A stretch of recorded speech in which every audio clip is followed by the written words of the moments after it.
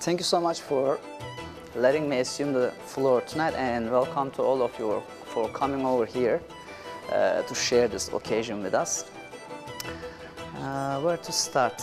When I sat down to prepare for this talk today, I happened to remember a moment that I had almost a decade ago. It was the very first year of my PhD, and when one of my American friends exposed me to this question, and Rachel, she asked, "Oz, why do you guys keep fighting down there in the Middle East? What is the big fuss?"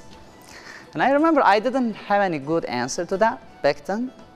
So today I will give another try and try to engage with this deadly and $1 million question. But before tackling with it, I will follow up with 4 related inquiries as part of this main question. My first inquiry is, what is the peace, in my understanding? And second, how to relate it to state power?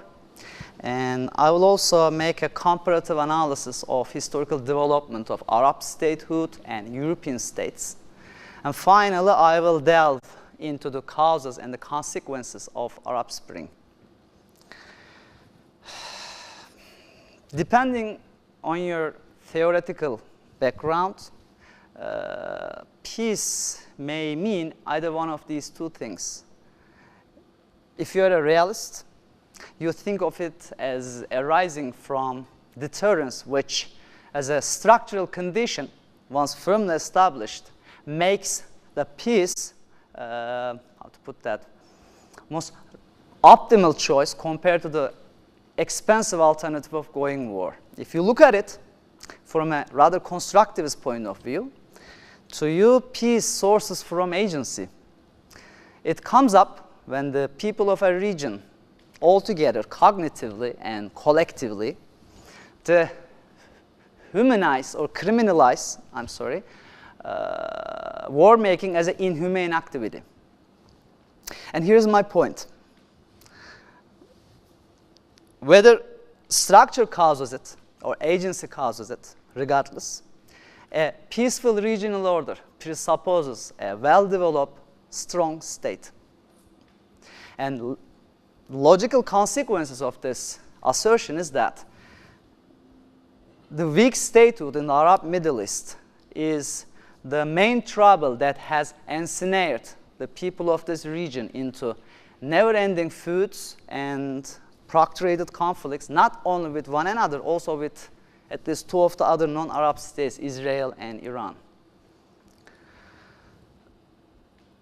Indeed, Arab Middle East, Arabic-speaking Middle East, has only a raft of states that are strong enough to oppress dissident voices, yet somehow too insecure to accept any sort of engagement, anything that will bind them to regional integration, anything that will set them dependent on other neighboring countries. I've got 2 more questions, digging deeper under the conditions. First, what kind of power a state needs to have so that we now start thinking this state will embrace only peaceful measures in pursuing its foreign policy objectives? And second, and I think more importantly, why should we be even considering state power as a relevant factor to count for the phenomenon of peace? Don't we all think state is at odds with the individual well-being, at odds with the subjective well-being of the individual? Well, last year I paid a short visit to Nigeria. That's my personal observation. I think we are all better off with a strong state. A state that can run a stable economic discourse, a state that doesn't exclude anyone from the management of the state. So, obviously, in my understanding, a state is powerful no more than the degree to which it has a cohesive domestic order, or what we call internal sovereignty. Cohesive domestic order has in return two appearances. One is national unity and the other is material legitimacy. Material legitimacy refers to a state's capability of satisfying at the very least basic needs of its people. As for the national unity, it involves a meaningful degree of correspondence or coincidence between the identity of the state and that of the society. And I believe if a state has both of these assets, both of these components of a cohesive domestic order, this state can significantly minimize the chances of involving itself in violent conflict, various forms of conflict. For example, I believe it would avoid or escape from irredentist wars because the state's borders mostly match or correspond with the geographical imagination of the people. Second, the state would also avoid internal strife because it, from the beginning, rejects any politics of otherization. The state would even rationalize the peace over the war, so long as war is not the only rationale to abide by. Even the more so, the state can actually may move in the direction of promoting empathic concern or we-feeling from a rather constructivist point of view, just Europeans did after the Second World War. I've got another question. Tying these topics together is a difficult job. Why this strong state with domestic cohesion, this all-powerful state, is mostly exclusive to Western world? Or why we don't have this type of agency, state agency, here in the Middle East? I think there's an answer to this, which presents itself if we, as I said, juxtapose Arab statehood to that of European statehood, or what we call Westphalian state.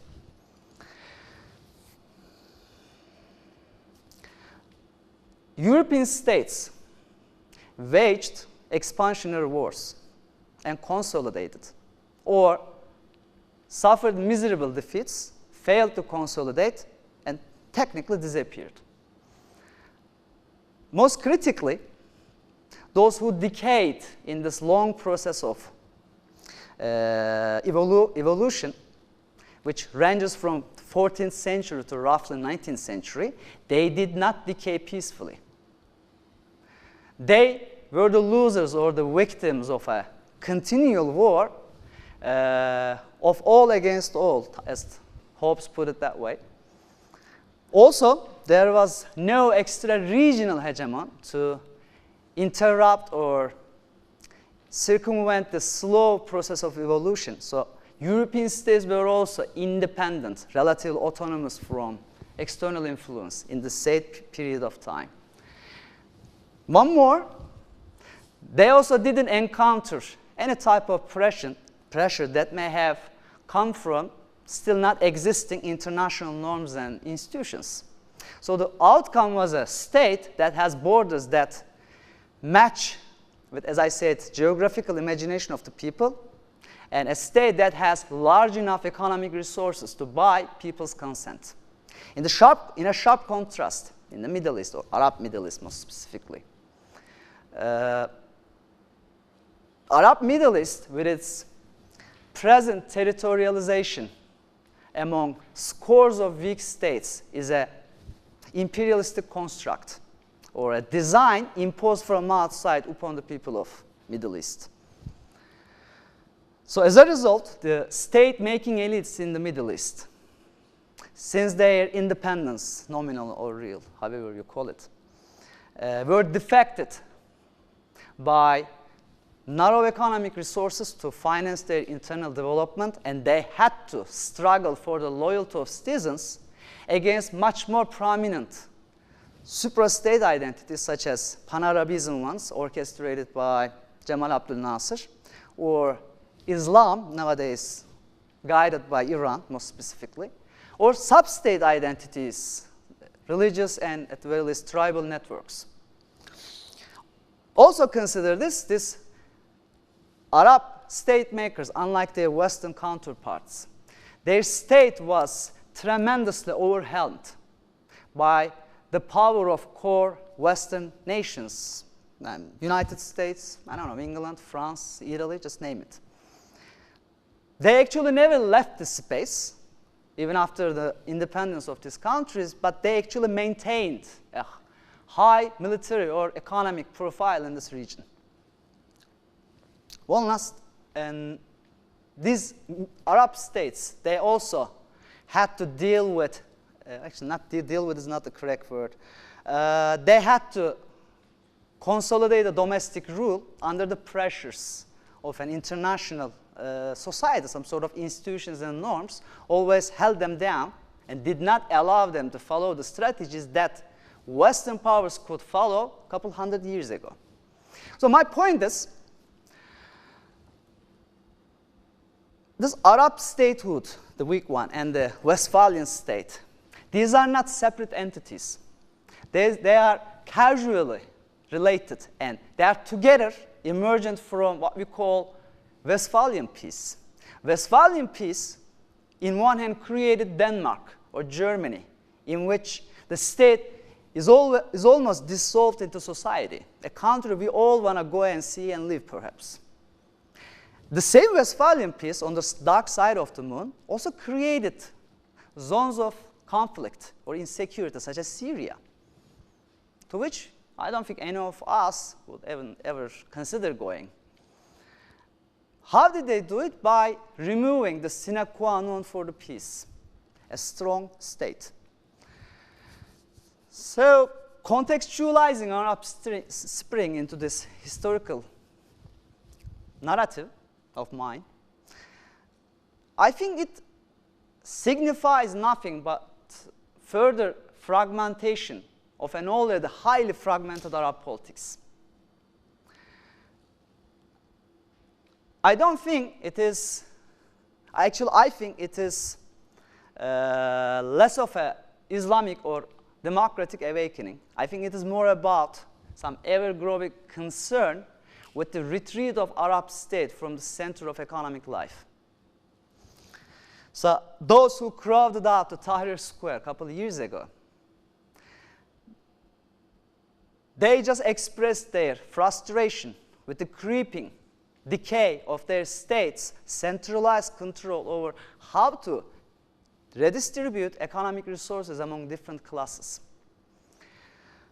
For the reason just I explained, Arab states could never offer political liberty or a distinct national identity, because most of them pursue the threat from within their borders. Instead, they try to gain the legitimacy of the people they rule through, how to put that, providing subsidies and employment. And so long as Arab states subsidize the poor, especially the agricultural sector, and employed the young university graduates from the middle classes, people mostly ignored authoritarian forms of politics. But yet again, this authoritarian bargain, some tacit approval between the state and society, started to fall into pieces once economic liberalization started, first in Egypt and later in the other parts of the Arabic-speaking world. This event, which marked the rollback of this quasi-socialist state,